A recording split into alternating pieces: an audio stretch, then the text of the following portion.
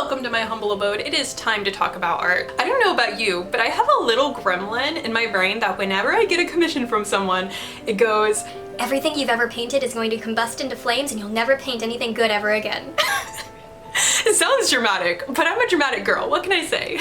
And it's very normal to feel anxious when you're just starting out as an artist and starting to get paid for your work, specifically for commissions. Sometimes you can go, what if they don't like it? Well, my dear friend, do I have the thing for you. Several years ago, I started sending project proposals to each of my clients when they inquire about hiring me for their illustration project.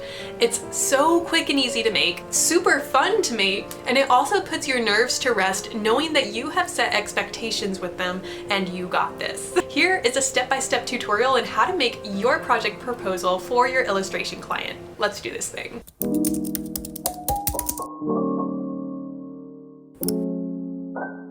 The first thing you're going to do is open up Canva. We're going to make a several-page PDF document that helps drum up excitement for your upcoming project. The size of the document's going to be, you know, the standard piece of paper, 8.5 by 11, so we're setting the units to inches and putting 8.5 by 11 into the width and the height. Now, if you want to copy and paste my design, I really do not care. Your girl does not gatekeep. I actually have a digital download link in the description for you, so you can just pop your brand colors in and be on your way. Or you can just follow along and just kind of do the things that I'm doing on screen too. That's cool too. But if you do, however, want to support this channel, there is a digital download link below. Once it is downloaded, you'll come to this page. You're going to click on File in the upper left-hand corner, make a copy, and then you will be able to edit that copy that you've just created. For me, the most important thing a project proposal does is what the cool kids call defining the scope of work. In other words, what are you specifically being paid to do? What's included and what's not included? This is really important because if your client wants to change the project in the middle of you working on it, you can ensure that your compensation gets adjusted in alignment with that. For example, I had a client request a line drawing for their book, and in the middle of working on it, they decided they wanted it to be a watercolor illustration instead. And I'm more than happy to make this adjustment, but it did mean that there was an extra fee for the kind of change that we were making to the project, because making a line drawing is less time than making a watercolor painting. And because I used this template, it just made everything so easy to navigate. So page 1. The title page. This is a headshot of you to introduce yourself formally if this happens to be someone that you either met online or who knows you through a friend of a friend. I also just like it because it helps set the tone. Like, hello, this is me, you're about to buy my art. The second page is the intro page.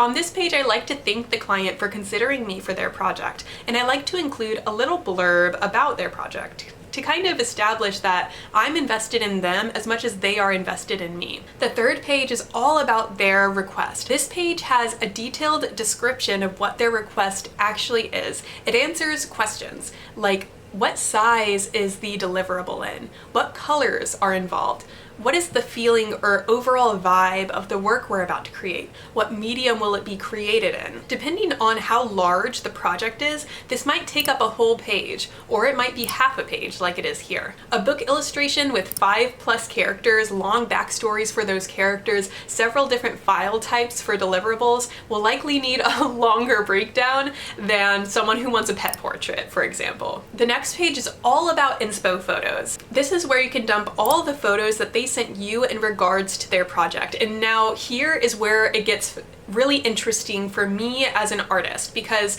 you're not going to put every single photo that they submitted to you, because as an artist, you know that there are different approaches in how you're going to make your work. For example, if you look at these several inspo photos a client sent to me, I know that the artistic direction for one of these is going to be very different than the other one. There's not a way to make both of these work, and so I'm going to use my agency to choose which one I would rather make, and I'm going to put that in the proposal instead. That way the client has an opportunity to receive this proposal and say, hey, where's that one image that I liked? And if they do say that, that is a clue to me what is most important to them for their project. A huge part of being an illustrator is learning how to navigate the communication barrier between you and your client, because you are going to have a huge vocabulary of words to describe artwork with, and they will not. And that's okay, that's by design. But that does mean you're going to need some tricks and tools in order to navigate their lack of understanding when it comes to these things. That's where your expertise comes in. If the client sees this proposal and goes, wait, where's that other photo? I really liked it. That's important information for you to know as an illustrator, because that means even though they verbally said they want clean lines, they actually want something with more body and shape. And that's important for you to know when you go into the project. Sometimes what the eye wants and the words the brain has to communicate what the eye wants are not on the same level. It's your job to be able to navigate around this communication barrier in choosing the right reference photos to include in the project. Just one approach and one way to do it. The next page is an example of the finished painting. So this part is literally the part that kicked my imposter syndrome out the door. Bye-bye, imposter syndrome. Nobody wants you here. When I started including the example finished painting page, I no longer felt the anxiety of, what if I can't do it? Look, you already did it! And if your client sees this painting on the example finished painting page, it means they're content and happy with the way and the style in which the artwork is rendered. And if you produce something similar, and you know that you can, they will be happy with it. And if for some weird reason they're not, like you literally made it as clear as possible for them with what they would be receiving, I don't know what more you want from me. And to be clear, I've never had someone unhappy with the work that I've given me, at least not to my face. Oh no. We're staying on track. We're staying on the good positive vibes track. No, but seriously, this really helps me make sure my clients are happy and eases my anxiety. 10 out of 10 would recommend. So I usually put 2 paintings that are of similar style on this page. And depending on the type of project, I might do a mock-up or a finished painting framed on the next page to kind of give them that super crystal clear like rainbow at the end of the finish line. That's too many sayings merged into one. Pot of gold at the end of the rainbow, something at the end of the finish line. You know what I'm talking about. See the end.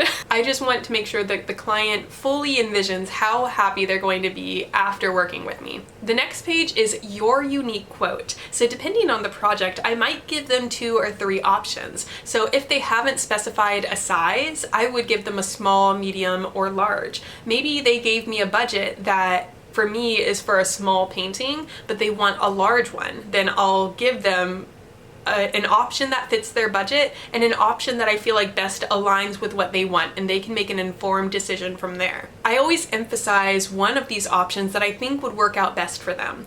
Remember, we're always trying to reduce the friction of the decision-making process. If things are too confusing or hard to choose, there's a higher risk of either losing the sale or even just your client having a less than ideal experience. The clearer and easier you can make things, the better. So I select one for them, I say recommended for you, and I put that there. And I also always offer the option to add on a mini print. This is one of my favorite things to do because it not only provides you a little bit of extra income, but it allows the client to share the joy of the artwork that they just received. Almost always when I contact the client and tell them that their painting is done and here it is, they don't want to give it up anymore if it's a gift. They're like, oh no, I want to keep this for myself, help. And so when you provide them a print, it at least lets them like share in the joy. They can either have one at work, one at home, give one to their friend, keep one for them. It's just always a good idea to offer the print option. If you don't have a printer at home or don't have experience making prints, I'm going to make a separate video for that as well. So it'll either be linked in the description in the near future, or you can just comment prints please, and I'll make the video as soon as possible. The next page is testimonials. This is 100% optional, but I would highly recommend it. I sent project proposals without testimonials for a full year and everything was fine. So like if you don't have any, no pressure, you can leave that part out, but it's kind of cool if you do have them. I would recommend putting them in because it helps drum up even more excitement for the project and helps further describe the value of your offer. If you're talking to a client that might be on the fence about spending a little bit extra on the size up that they might want, maybe these testimonials are the thing that pushes them further towards the yes. You're telling them, hey, if you want to be in the Cool Kids Club, here's my Cool Kid Club. You could join my Cool Kid Club. This is just a really great way to illustrate. Okay. I'm sorry, this is getting derailed. It's just a cool way to say, hey, you are going to be just as happy to work with me as all these other people here. The next page is where I put in my workflow. Now I'm slightly considering moving this into my terms and conditions instead of my proposal. I don't know yet, but right now it's in my proposal. And I put this in here to describe to my client what happens next so that they know when to expect updates. What I don't want to happen is for someone to book with me and then to be like, wait, what's going on? When am I getting the next update? What's happening next? I want them to know exactly what's happening every step of the way. Communication is my goal upon goals. And by putting my workflow here, I really help articulate to them exactly how this project will happen, and they can rest easy at night. They'll know everything about what's going on. I put some more fun and exciting words about how you can join the Cool Kids Club, and then I put a thank you page at the end of it. One thing I'd like to mention is that this project proposal that I'm showing here on screen is for a regular painting commission. There are several different types of commissions that you receive. Like I mentioned earlier, there's the book illustration and then the painting commission. Those are the two big kinds of illustrations that I've seen, at least in my career, for myself. And the biggest difference here is for the painting commission, this is likely someone who is already familiar with my work, already likes my style, and who I don't have to adjust myself all too much for. I have a lot of example paintings that I can put into this proposal, right? But when I work as an illustrator for a different project, for something that is functionally going to work for them, it's likely going to be something maybe not entirely in my style. And in this case, I might not have a good example painting to put in there. In some cases, I have created a sketch or something that doesn't take too much time to put into these proposals that I know will be in a little bit of a different style. For illustration specific projects, you're going to need a section about revisions. This essentially limits the number of times your client says, "But wait, can we try?" Like, yes, we can revise things, but having a limit on revisions means that they will more carefully think through their requests before telling you as an artist what to do and for you to go through the labor of designing it. I've never had too many issues with people asking for too many revisions, but I have heard horror stories where if you don't make it explicitly clear how many revisions are included, you're going to be taken advantage of. And I always update my proposals almost with every proposal I send with all the new experience that I've gained. If I know that this one thing happened last time and it wasn't ideal, I might switch up how I do the next proposal to make sure that doesn't happen again. But that's it. Once I have the proposal, I download it as a PDF document, proofread before sending, proofread, and then I email it over with a copy of my terms and conditions for the client to approve. Once they approve and pay the non-refundable 50% deposit or full amount depending on what kind of project it is, I get to work making their vision come to life. And that's another thing, my dear friend, we do not work for free. You make sure you collect some amount of deposit before you start working, because I know you got this. Did you like this video? Make sure you give it a thumbs up and subscribe so I can give my kitty Tazo more treats. Come on, Tazo, it's bribe time. Do you want to subscribe for Tazo?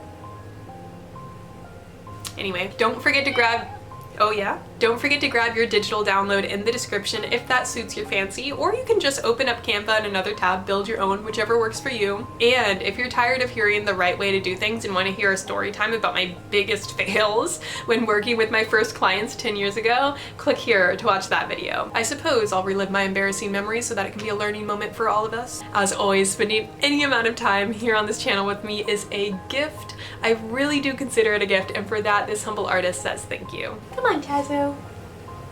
He's just a baby. He's just my baby Tazo. Look at my baby Tazo. Do you love my baby Tazo? I think he's getting annoyed, but that's okay because that's part of what makes us family.